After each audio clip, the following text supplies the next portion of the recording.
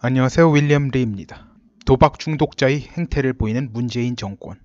오늘은 유튜브 서프라이즈 채널에서 일제시대 미두 선물 시장에서 현재 돈으로 400억 원 되는 돈을 벌었다가 급전직하로 몰락하여 30세의 중풍을 맞고 40세에 쓸쓸히 사망한 반복창이라는 사람의 일대기를 보았습니다. 참고로 위키피디아 한글판에도 이 사람 일대기에 대해 잘 나와 있습니다. 미두 선물시장은 쌀과 콩 등을 다루던 선물시장으로 일제시대 인천에 있었다가 전시군수품 통제체제가 강화되며 1940년에 폐지되었다고 합니다. 그는 오늘날로 치면 4천만원 저금한 걸 모두 미두 선물시장에 투자하여 2년도 안 되어 400억 원의 현금을 쥔 자산가가 되었습니다. 1, 2년 사이에 재산이 1000배가 된 겁니다. 그의 별명은 미두신, 미두패왕이 되었습니다. 그의 전성기에 경성에서 미모로 유명한 고학력 여인과 조선호텔에서 결혼식을 올렸는데 들어간 비용이 현재 돈으로 30억 원인 초호화판 결혼식이었다고 합니다. 그러나 결혼 후 얼마 안 지나 그간의 승승장구가 악몽으로 변하게 됩니다. 미두 선물시장에서 돈을 잃기 시작합니다. 이를 만회하기 위해 돈을 정신없이 쏟아부었지만 결혼 3년 만에 빈민신세로 전락하고 그 다음 3년 후 아내에게 이혼당합니다.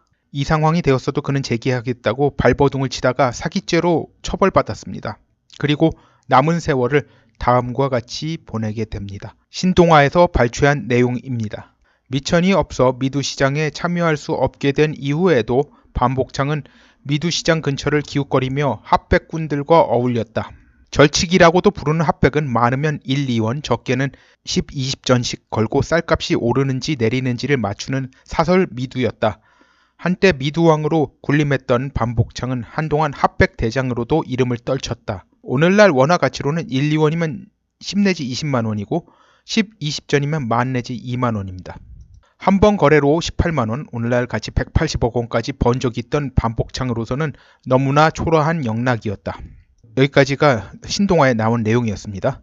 이러다가 아내와 이혼한 몇 년 뒤인 30 무렵에 중풍에 걸려 정신이 좀 이상해지며 거동도 불편해지고 만 40세에 사망하게 됩니다.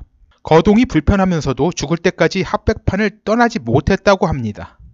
즉 초기에 너무나도 거침없이 잘나간 것이 그의 삶에 엄청난 독이 되어 비참한 요절로 내몰렸습니다.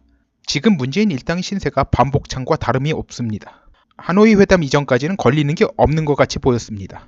그런데 하노이 회담에서 대형 멘붕을 한번 맞고도 정신을 못 차리고 반복창이 내리막을 탈 때와 같이 마구 지르는 행태를 보이고 있습니다. 화폐개혁 운운하는데 이자들 이란에서 원유 수입이 불가능해지는 시점이 불과 열흘도 안 남은 상황에 대해 문제의 심각성을 제대로 인식하는지나 모르겠습니다.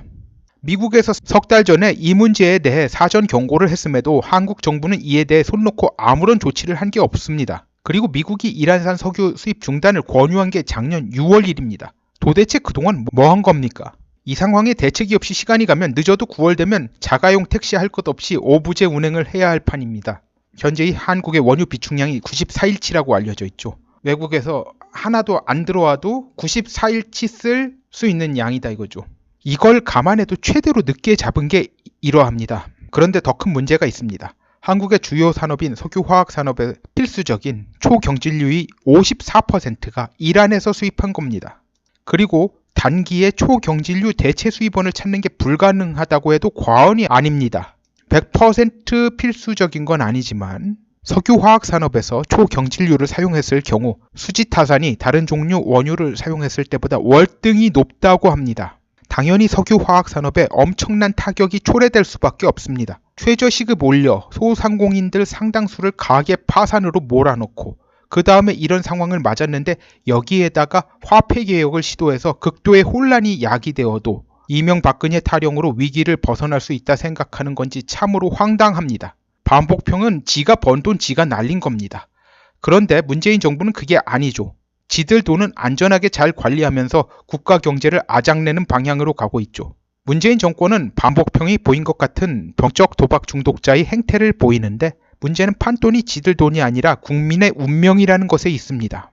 그런데 그렇게 막 지르면 결국 자기들도 무사하기 힘듭니다. 그런데 문제는 이자들이 이런 것에 대한 감각이 전혀 없습니다. 중국으로 도망갈 생각입니까? 미국은 안 될 테니 동남아 국가로 도망갈 국리인지도 모르겠습니다. 절대로 북한으로 갈 것 같지는 않습니다. 그때까지 북한이 있을지도 모르겠고요. 문다이의 가족은 그래서 가족들 이끌고 태국 간 것 아닌가 하는 말도 도네요. 뭐 그렇다고 단정할 수 없지만 아니라고 할 수도 없습니다. 대통령 딸이 차마 될 수 없는 이유로 대통령 재임기에 해외로 거처를 옮긴 건 인류 역사에 없는 일입니다. 모든 민생의 기본은 인플레이션을 적절 수준으로 억제하는 건데 지금 이 정권은 살인적 인플레이션이 오라고 고사를 지내는 행태를 보이고 있습니다. 그냥 인플레이션도 아닙니다. 불황과 결합된 인플레이션인 스태그플레이션 늪이 깊은 곳으로 나라를 이끌고 있습니다. 이래도 지지한다면 정신적으로 문제가 있던지 가축 수준을 못 벗어난 겁니다. 잊혀진 장자연 사건을 가지고 뭔가 해보려다가 윤지호에게 전 국민들이 휘둘리게 만들면서 지들 꼴을 우습게 만드는 등 지금 와서 자기들의 악행과 영구 집권 음모를 덮으려고 막 던지고 있는 상황입니다. 병적 도박 중독자는 돈을 잃어도 정신을 차리는 게 아니라 돈을 땄을 때 쾌감이 어땠는지에 몰입하며 더욱더 가망 없는 도박에 마구 판돈을 던진다고 합니다. 결국 지들이 숨통을 더욱더 조일 뿐입니다. 문제는 거기에 수반한 국민의 삶의 파괴이고 그게 복구 가능한지 그리고 가능하다면 기간이 얼마 걸리는지가 문제입니다. 그런데 한국이 복구하는 동안에 다른 나라들이 기다려주거나 격려하는 것도 아니라서 복구하는 길이 쉽지도 않습니다.